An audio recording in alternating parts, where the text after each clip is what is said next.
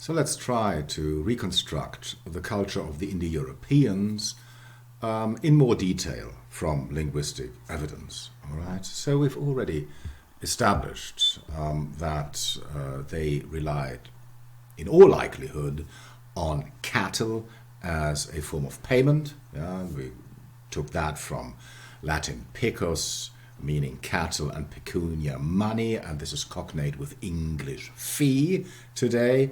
All right, we still have that. And we've said that in all likelihood they used an octal system and not a decimal system, which we glean from the fact that new and nine in all Indo-European languages are more or less the same word, which was the case in Indo-European as well, and that we have a word for thumb, which is, well, strictly speaking, not part of the hand. The thumb is. Okay, let's go on here. What about dogs? Okay, what about dogs? And if you look at that, I mean, just a few languages in Greek, kyon, okay, in Latin canis, in German Hund, okay, in English hound, all right. This all goes back to an Indo-European word, kuntos, yeah, something like this. And this means, of course, that the Indo-Europeans had domesticated dogs, which is interesting. Okay, so the word dog in all Indo-European languages goes back to the same etymon, and this means they, in all likelihood, had dogs and bred them. Okay, they had no cats. Okay, the cat was domesticated most likely in Egypt. Okay, but the Indo-Europeans didn't have any cats. There is no cat word in Indo-European. Okay, so all the cat words we have today come from other sources, but not from Indo-European. All right, so no cats. What else? They knew the yoke. The yoke, which joins two animals together. Okay, you have this in Latin, jugum.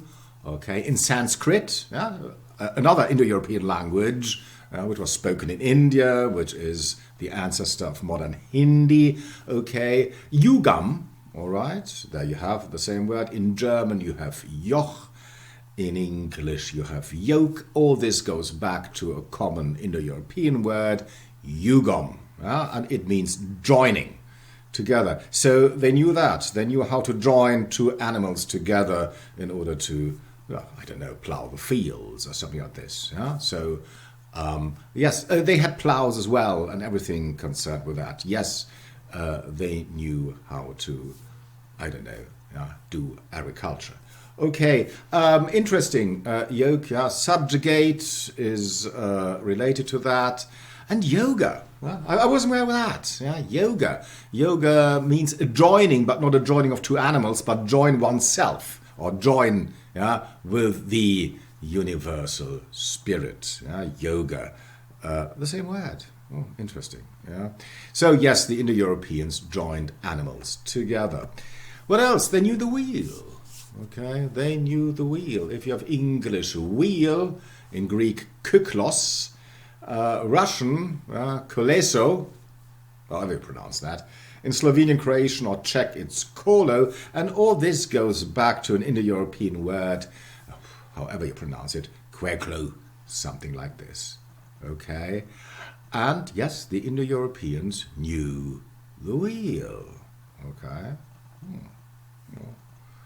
If you consider that the American, Native Americans didn't know the wheel before the Spanish arrived, that's good to know. Okay, all right, what else? They knew wagons, carts, that too. If you look at German Wagen and English wagon, Russian wagon, okay, Latin vehiculum, it's a diminutive, vehic. Vehic. All this goes back to an Indo-European word, wagnos. Okay, wagnos, something like this. So the Indo-Europeans had wagons. Okay, because, you see, there is a word for it. And if there's a word for it, you, of course, assume automatically that the concept existed behind that. Of course, yes. Horses, that too. Although we have to do without. We have to do without Germanic right now because the Germanic word comes from somewhere else. But you have it in Latin, equus. Okay, you have it in Sanskrit, aquas. Even Greek, hippos. Hippos, aspirated, is cognate with that. Hippos, which you find in hippopotamus, which is, strictly speaking, horse. River, okay, a river, horse, hippopotamus in Greek, meaning river. Okay, this goes back to an Indo-European word, equos, reconstructed. So yes, they had domesticated horses, which makes sense. If you know the wheel, if you know carts or wagons, then you should have horses as well. Okay, yes, so the Indo-Europeans had that. What else? This is probably interesting if you try to reconstruct the home of the Indo-Europeans, because they knew the wolf. Okay, so which would, of course, support the idea that they come from someplace further north. And if you look at that, Greek lykos, okay, Latin lupus, Polish wilk, Russian volk, English wolf, German wolf, and so on, it goes back to an Indo-European word, lokwas, something like this. Yeah? And this is interesting. Animals, which they knew, if you try to reconstruct where they came from, well, the wolf is associated with a more northerly habitat. And the same is true for a lot of trees and bushes and plants in general. They knew, this speaks for something like, I don't know, a place north of the Black Sea, or probably something like between the Black Sea and the Caspian Sea. And this is the most likely today theory, or the theory which is, well, embraced by most people, that they come from somewhere around there. So north of the Black Sea, Caspian Sea, something like that. Okay, and this was, of course, very much correspond to the fact that they knew the wolf. Okay, and as I said, I haven't done this in detail, but they knew certain trees and certain plants and other animals associated with a more, northern, environment. Okay, what else? Okay, they knew fish. Okay, well, that makes sense. Fish, piscis, Latin, Gothic. This time I took the Gothic just for the fun of it. Gothic, fisc. Okay, which is the same in Old English, fisk as well. Okay, Breton. Oh, here we go. Celtic language. Indo-European. Pesk. Okay, English, modern English, fish. German, fish. Okay, all this goes back to an Indo-European word, piscos. Okay, piscos. So they knew fish. Okay, which was in all likelihood part of their diet. It's difficult to say whether that's sea fish or freshwater fish. A lot of people think they were strictly inland people, that they didn't know the sea. Okay, so then this this animal would be freshwater. I don't want to pin them down on that. Okay. So, taking all this together and a lot more evidence, I just wanted you to understand the mechanics, how we do it, okay, how we reconstruct their culture by looking for common words and then the concept behind them, and they must have known the concept, and therefore their culture must have embraced this or that or something like that. Okay. So what can we glean? Just a few points, some of them already mentioned, but this one is interesting here. They had bronze, okay, bronze, but no iron, okay, no iron. So it's a Bronze Age society, which is, close to probably that society we have in the Iliad, okay, or the Odyssey, which was still the Bronze Age, in all likelihood, long before Homer, probably, I don't know, 1,000, 1,500 years before Homer. So yes, Bronze Age. They knew bronze, but they didn't know iron yet. Okay, iron later on supplanting bronze as the predominant metal because it's much harder. Okay, they had slaves. Yes. Oh yeah, slaves. As of course most societies had. Think of the Romans. Think of the Germanic people. Okay, slave. The very word in Germanic, slave, it's Slavonic, Slavs.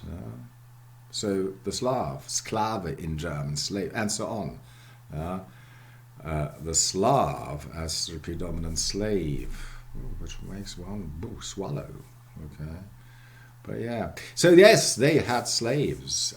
They practiced pastoralism. We talked about this, which means they had domesticated animals, which they probably, nomadic people, I don't know, we still don't know, whether they led them around, let them grass somewhere on the plains of northern Ukraine, whatever, something like this. Okay, and they were polytheistic. Okay, yeah, that is true. I mean, monotheism is a Semitic religion. Monotheism, all religions today, okay, monotheistic religions are Semitic. The three big ones, Islam, Judaism, and Christianity. They all go back to Semitic religion. Indo-European religion is polytheistic. We can, of course, derive that from linguistic evidence, by going back and seeing things like Jupiter, Godfather, and so on. Okay. And we know from weekdays or something like this that in all likelihood the sun was worshipped, okay, the moon as a god or goddess respectively, okay. And so it's interesting how, after all, I mean, if you compare mythology, say Germanic mythology, Greek mythology, and others, Celtic mythology, oh yes, how similar they are in the end, with the Godfather and certain gods and underworld gods and responsible for this or that. So all the polytheistic religions, Indo-European religions, we know, Celtic, Germanic, Greek, Roman, and so on, they are very similar in their Weltbild, if you like. So this, in all likelihood, goes back to a common Indo-European heritage. Okay, so yes, their worldview must have been very similar to that of Germanic people later on, or Celtic people. Okay. What have you, polytheism. And we can glean this, yes, from linguistic evidence, but also from cultural manifestations like mythological, I don't know, epics, something like this. If you compare the Gilgamesh, for example, and the Iliad, there are very correspondences. Okay, so much about the Indo-Europeans. The important thing is that linguistics, yes, historical linguistics, reconstructing, okay, the Indo-European language from the languages which have left a record, or which have survived up to the present day. We reconstruct Indo-European and then look what does this reconstructed language tell us about their culture, their lives, all these things. Okay, let's stop here.